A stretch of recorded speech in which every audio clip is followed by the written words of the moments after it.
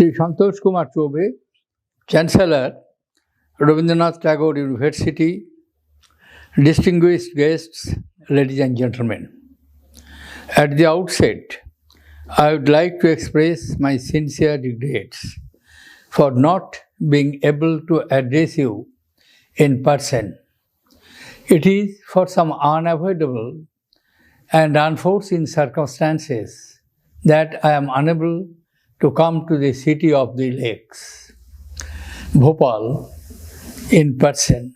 Surely it is my loss, since I am missing the company of hundreds of literary genius and acclaimed artists gathered from all over India, and I am told many have come from different parts of the world to take part in the Tagore International Literature and Arts Festival.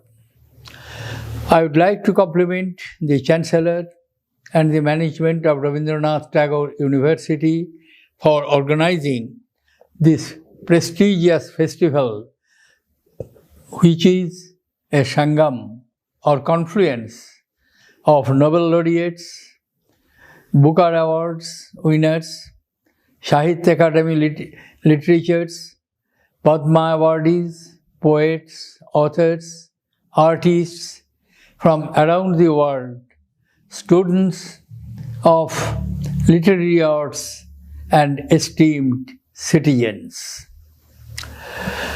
Let me begin by paying my homage to the revered Gurudev Rabindranath Tagore, who is one of the world's foremost personalities in the realm of culture and a great son of Mother India.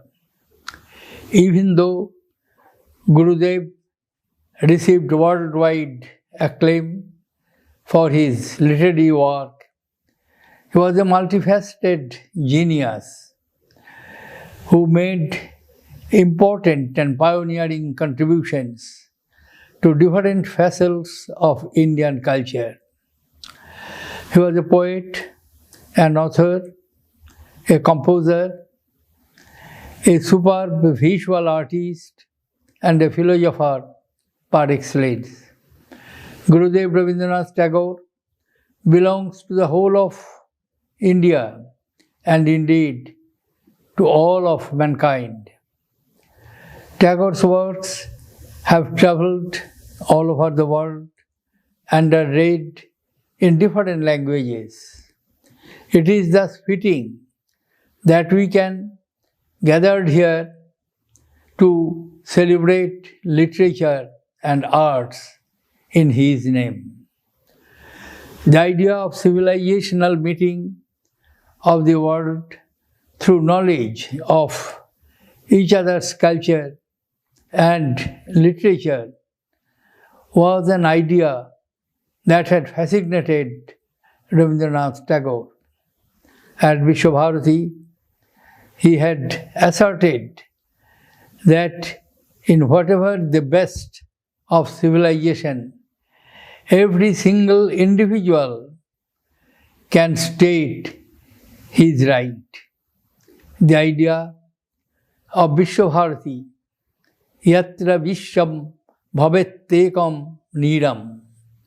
Here, the world makes its home in a single nest, was the visualization of multicultural, cosmopolitan space of equality, exchange, and harmony across borders of caste, creed, or nation.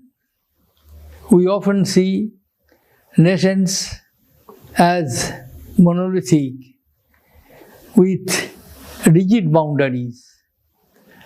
But visionaries like Tagore have made us realize that literature, histories, and culture represent common ideals of humanity that transcend national limit.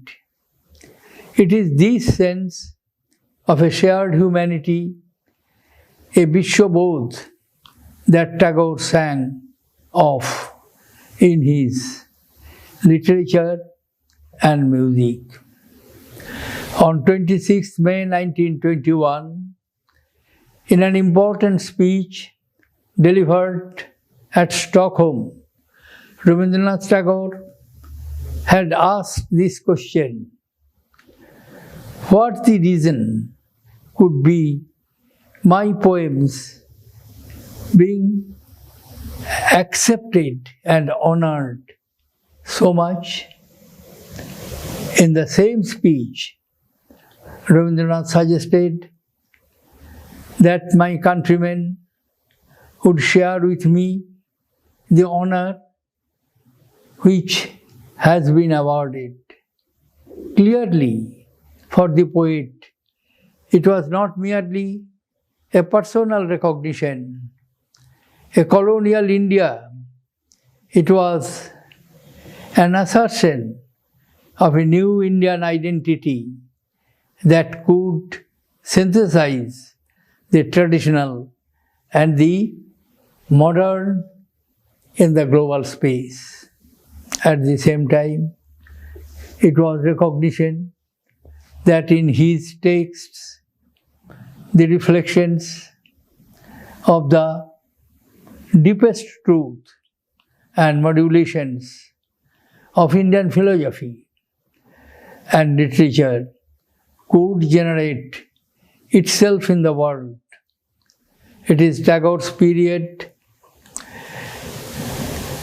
It's Tagore's perfect sense of synergy and joy.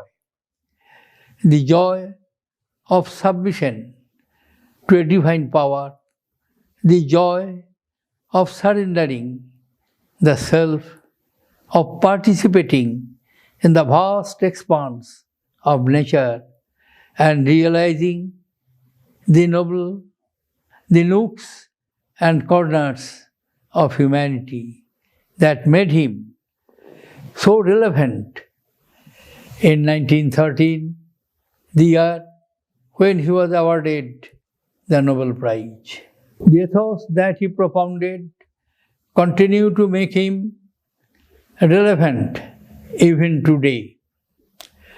Distinguished guests, ladies and gentlemen, literature in India has a long and rich tradition.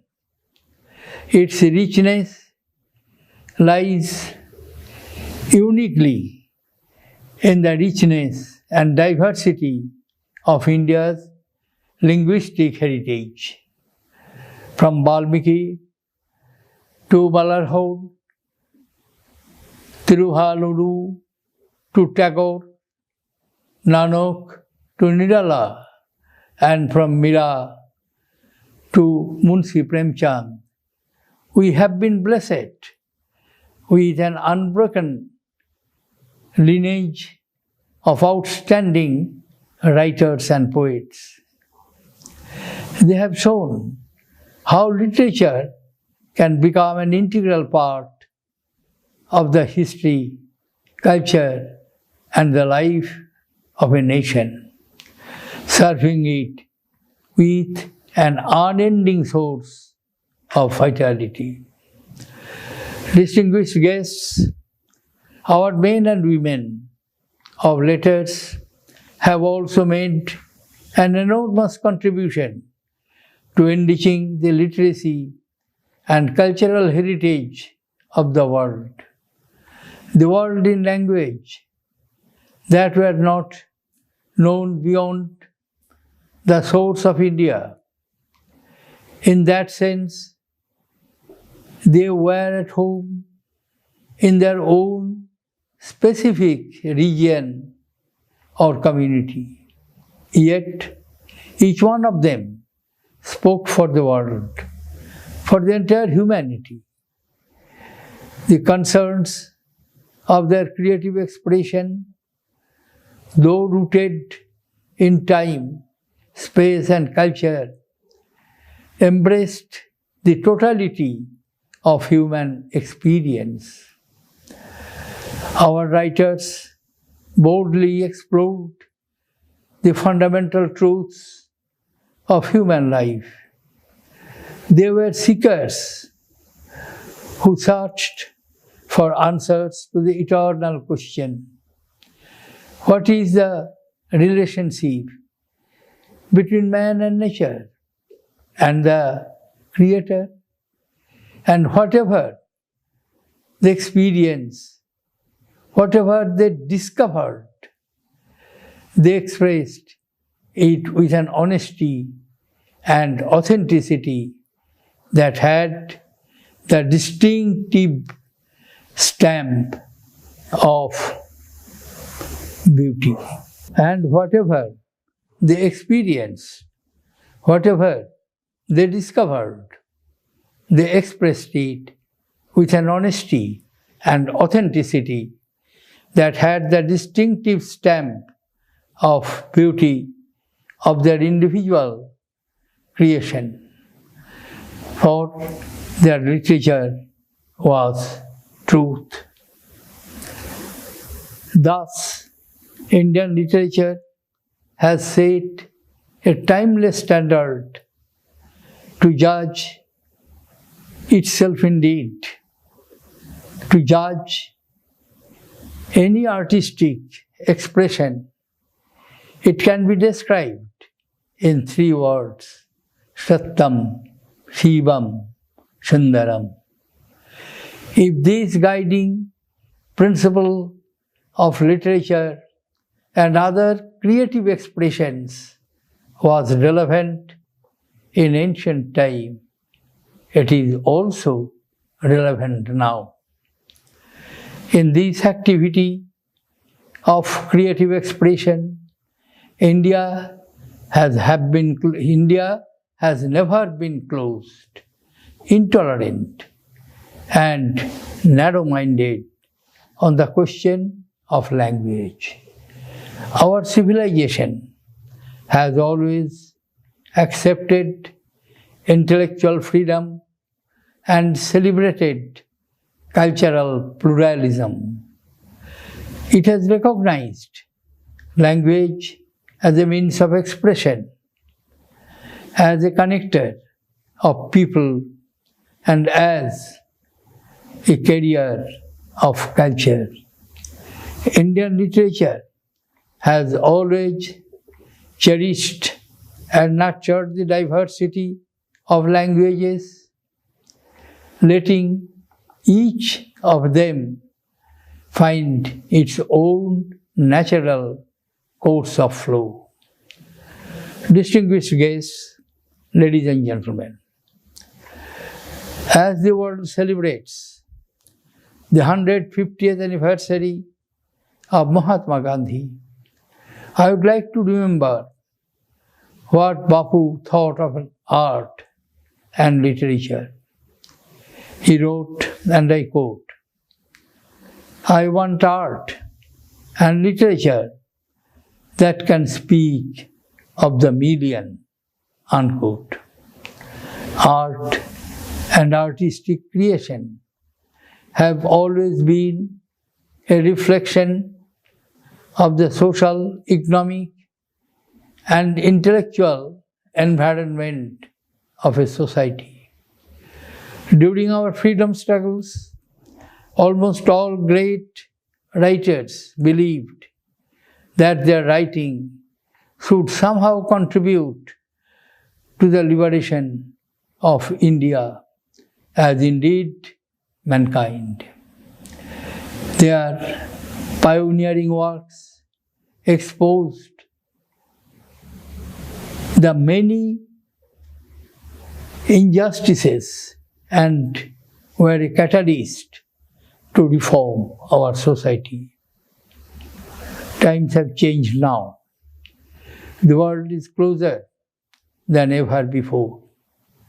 Just like Gurudev Tagore imagined, technology has made that possible. Yet, even in this age of globalization, good literature cannot be without a purpose. What is the purpose of any specific work of literature is for the writer to explore and for the readers to discover. The writer must have unrestrained freedom to explore and express life as he or she sees it. It is my wish to see Indian literature make big, bold, and creative forays into the life of India and the world around us. Let it hold a mirror to ourselves and in the society in which we live. Let literature be embodiment of truth. Let contemporary Indian literature enrapture us. Let it sadden us. Let it provoke us. Let it anger and agitate us. Let it inspire, energize, and enable us. Let it enable us see how new visions and to work together for the realization of those dreams. And let arts and literature celebrate the new world and a new India. Thank you. Jai Hind.